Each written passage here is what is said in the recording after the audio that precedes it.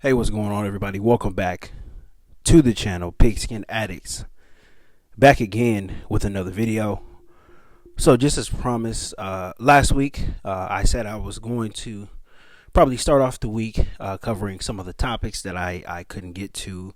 Some of the topics I wanted to get throughout the season, but I didn't have a chance to. So, I'm going to get to them right now. Number one, I think to be in my opinion, the most important from a personnel standpoint is Quentin Johnston and his progress or lack thereof, however you see it. I wanted to break down and give my opinion on what I think he is and what I think his future is with the Chargers. Obviously, the dude has been up and down. Excuse me, his career has not started off the way that he expected. It's really not the way that I expected either. I wasn't expecting super great things from him, but things have not went to plan. They haven't been according to plan as far. So I wanted to kind of jump into this topic and kind of deep dive on it a little bit. Now, I chose an interesting picture. The picture that you see on your screen here is the big drop that he had. Was about a month ago on Monday night against the Ravens, a game that the Chargers obviously lost. This drop that he had didn't help. I think, whether he catches it or not, the Chargers still lose, but it didn't help, the Chargers in, potentially winning that game against the Ravens on that Monday night. Now, this picture is to me, it speaks volumes, right? This is his career. This is his NFL career, his Charger career in a nutshell. This is exactly who he is. And you see the space, right? He's running a drag route. He's wide open. He's got a lot of green in front of him and, just didn't do the most important thing, on that play, which is catch and secure the ball.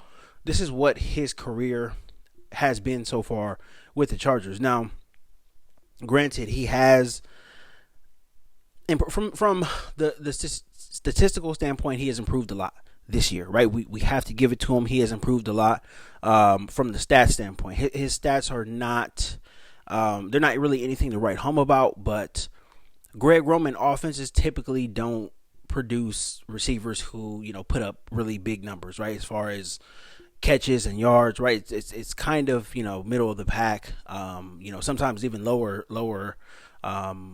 as far as the rankings are concerned, right on the lower end. But this is just what a Greg Roman offense is. And, coming into this season, that was something that I said, don't expect a lot of numbers from really anybody on the Chargers offense. That's not what they're going to do.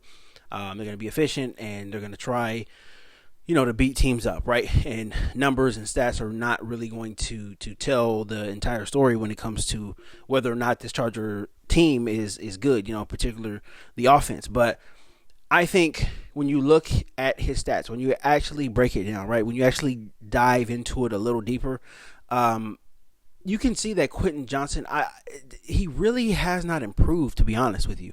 Now, obviously, his stats were not, they were pretty much null and void last year, right, with Keenan Allen and Mike Williams being there, to begin the year.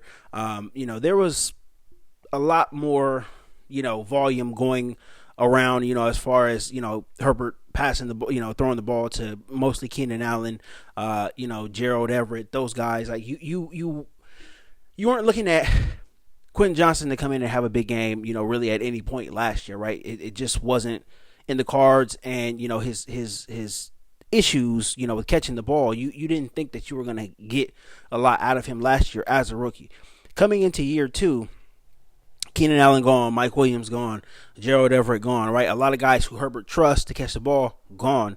You knew that he was going to have to step up in some way.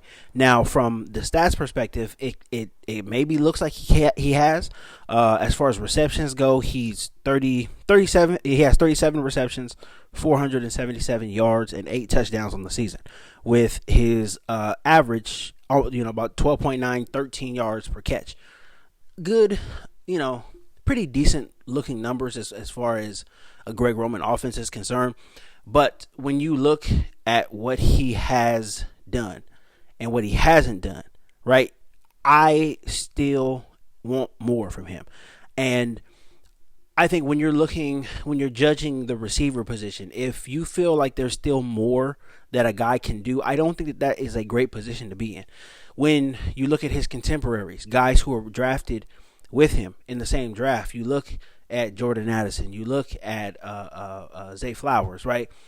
Even to Jackson Smith and Jigba. I don't think he has lived up to his potential as well either. But all three of those guys have shown and they have flashed, a lot of consistency as far as them catching the ball, as far as them getting open, especially on third downs, being threats in the red zone. They have done things in this league so far that Quentin Johnston has not. Quentin Johnston has not shown that he can do all of those things on a consistent basis. I know he's got 8 touchdowns, but you think about it from this perspective. All of these, catches and all these yards that he has and all this stuff, right? This is what you expect. This is what you have to do to be in the NFL. This is a baseline level amount of production from a first round wide receiver. Really from any wide receiver, to be honest. Even, if you pull up a practice squad guy, you have injury problems at receiver and you pull up a practice squad guy. This is what you would expect him to do, right? These numbers, and especially in an offense like this is about what you would expect him to do, right? A practice squad guy who's getting first team reps. This is what you would expect a practice squad guy to do. The guy that we had last year, what was his name? Erickson? I can't remember what his first name was. The guy who was taking QJ's reps at the end of last year, Erickson. If Erickson is playing this year, if he's getting the reps that QJ is getting, you don't think he can manage 37 receptions for 477 yards? Like, I don't think that he's doing anything that any other NFL caliber receiver can do. And I'm not just talking about a first round receiver or second round. I'm talking about any guy, undrafted, practice squad. This is what I think if you are a NFL receiver, which, I don't think QJ, he's not close to being the best. He's not close to, any of that. But is he an NFL receiver? Yes. Up until this point, I think you can say yes. Right now, if his drops continue going forward, we'll see. But as of right now, yes, he's an NFL receiver. Can any run-of-the-mill NFL receiver do this? Can they put up these type of numbers? I think the resounding answer is yes. It's a big, resounding yes. So when people say that, he's much improved and all this stuff, is he really? Right, and that's the question that I ask. Is he really that improved, or is he getting more targets? Right, we know for sure he's getting more targets. We know for sure he's getting first team reps. We know for sure he's, when you look at his snap count from every game, he's on the field a lot. Right, so does that mean that he got better because he got more looks, because there's really nobody else to throw to? Herbert's throwing to him a lot, right? He's really, really trying to, continue to give him the ball, to continue to build his confidence. That's something that Herbert is doing, and I can tell that he's doing it. There's times where, he could possibly go somewhere else. There's times we could possibly, maybe scramble out of the pocket, take a shot downfield, try to get a PI call or something. He doesn't do it. He goes to QJ. So I think he's really invested in trying to develop him, right? And especially, from the psyche standpoint.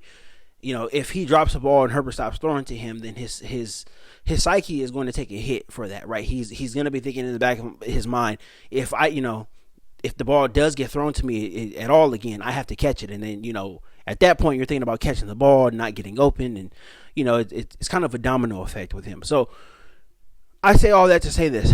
I don't think that Quentin Johnston is a guy that the Chargers should depend on. Obviously, I don't think that they do right now, to be honest. I think, anything that he's doing is a bonus at this point. I don't think that they come in to games expecting him to put up numbers. I know that I don't, watching it, anything that he does is a cherry on top. Honestly, don't expect him to be all that productive. But going forward, though, this is year 2 for him. All the first round rookies, they all get 5th year options, right? And for him, I don't think we're even close to that conversation. If the Chargers had to make a decision right now, they definitely would not pick up his 5th-year option. If they had to choose right now, they wouldn't pick up his option. I know you can pretty much bank that, right? You can take that home. They would not pick up his 5th-year option. Now, we're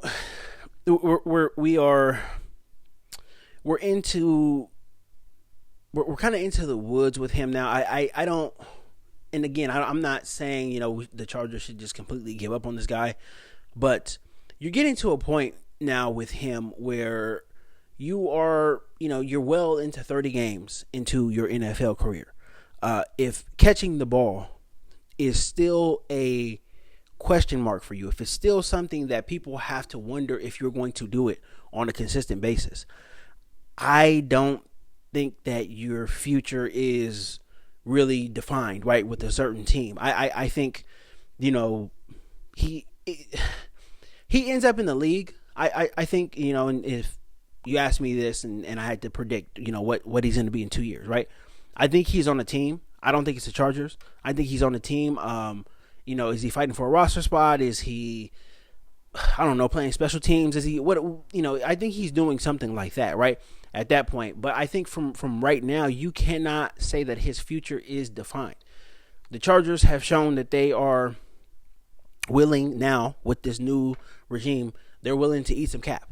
And, with the rookie contract, like the rookie contracts are so team friendly now, right? Even for first round picks, those guys, they get most of their money in signing bonuses. His guarantees and all that stuff, they really don't break the bank. The Chargers don't lose a whole lot as far as cap flexibility by letting him go after this year or after next year or whatever, right? They don't lose a whole lot there. So there's not much to be lost on that end if the Chargers do decide to let him go. But I think, now is the time for him, right? With the Chargers pretty much clinching a playoff spot. Now is the time for him to start turning the tide, right? There's 2 more regular season games left. I think he really, really has to, if he wants to, solidify his spot on the roster, if he really wants to be on the roster for next year, right? And I'm talking about, after the Chargers bring in, more receivers, potentially draft receivers, right? Free agency. If he wants to be on the roster, right? If he wants to make a spot on the depth chart, right, where he's actually on the field playing and not just, warming the bench or whatever, then now is the time for him to really lock in. He's got to have really good games. I think one of the things he has to improve on a lot is his route running. His route running is very, very predictable. And some of that's not his fault. Most of it, I think, falls on the shoulders of Greg Roman. You're not putting him in positions to really succeed. The picture that you see on the screen here, him, running across the field, drag routes, mesh routes, stuff like that. I think that's where he can really succeed, for him to be able to get the ball in his hands, turn up field and make plays, right? Use his speed, use his athleticism. I think that's where he could excel if he is going to excel in a certain spot. What they have him doing now, right? A lot of one-on-one isolated routes. He's not a very physical receiver. He gets knocked off the line of scrimmage very, very easily. Going down the field, on these really deep balls, the one-on-one contested type of catches. He does not do very well at that. He's a bigger guy, but you kind of have to use him like a slot receiver, right? You want him to get isolated on linebackers, right? Be able to use his quickness, his agility, right, to run across the face of linebackers, maybe some safeties, right? Get him open in the middle of the field. If I was Herbert, I would make sure I throw the ball to him very low every time. We would have a session after practice where I'm throwing the ball low to him and he's going down and getting it. Because if you throw the ball high to him, you see this ball right here on the screen. If there's a defender trailing him, that's an interception, and that could be a pick six, right? And that's something that you want to avoid, right? That could lose you a game, that could lose you a season, that could lose you a playoff game, whatever, right? That can pretty much wreck your season if something like that happens. So you want to avoid that at all costs. But I do think the Chargers, they have to do a better job of putting him in a position to get the most out of him. Now, I understand you can't get anything out of him if he's not going to catch the ball. We get that. We understand that. But I think if you're going to show, okay, we still kind of believe in you, we still, want you to go out there and try to do your best to, give us anything, right, from the wide receiver position. They have to do a better job. They got to move him around. They have to put him in motion a lot, right? He can't, just line up against a top corner in the league, go against, press man and expect him to get open on a one-on-one. It's just not something that he does well.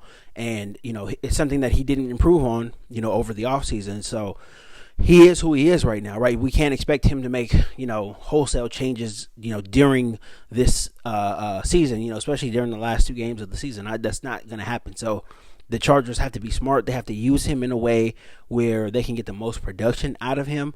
But most of it's on him. He has to catch the ball. If he has outings like he did against the Ravens, outings like he did against the Falcons, it's going to be a tough uphill climb, for him as far as his future is concerned in the NFL.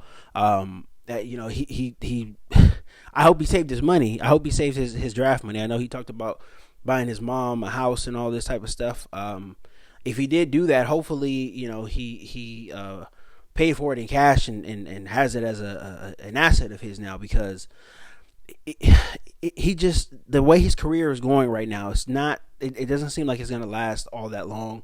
And as far as the second contract goes, who knows? I know we're still a long way away from that, but things are not looking good for him right now. So if the Chargers are going to get the most out of him, they have to put him in the best positions, and he ultimately has to be the one to step up and say, I'm going to make these plays now. So a lot is still there to be decided for him as far as his future goes. We know he's going to be on this team to finish out the year. Next year, who knows? We don't know really anything next year. Only thing I do know, only thing I can say is that Harbaugh and Ortiz they're not tied to him. They didn't draft him. He was a Tom Telesco pick. So, really anything can happen. I don't know if they're committed to him long term. We have no idea, but we will find out soon enough. But that is the breakdown on Quentin Johnston. I really have wanted to get into this subject. Especially watching his performance as of late. His performances as of late. It's kind of, Dr. Jekyll and Mr. Hyde. It is what it is. He was pretty good to start the season, but the drop bug has definitely bit him, and now he has a lot to overcome. So we'll see what happens with him. I think this is going to be a very very interesting story with legs. This is not the last video I'm going to make on him, definitely. So we'll see what happens with him, but I'm definitely hoping for the best. I'm hoping for the best for him individually, and I'm hoping for the best, for the team, right? As far as him being able to produce and put up some numbers and him being a viable threat in the future. Hopefully, if all goes well, if I get my wish, then that's what it would be for him to be a viable receiving threat in the future. But again, there's still a lot to be determined up until we can say that. So, but that is all I got for this video, guys. Thank you guys so much for all the support. I appreciate it. I try to read all of the comments, the emails as well too. Really appreciate you guys. I will be back again tomorrow with more content. And until next time.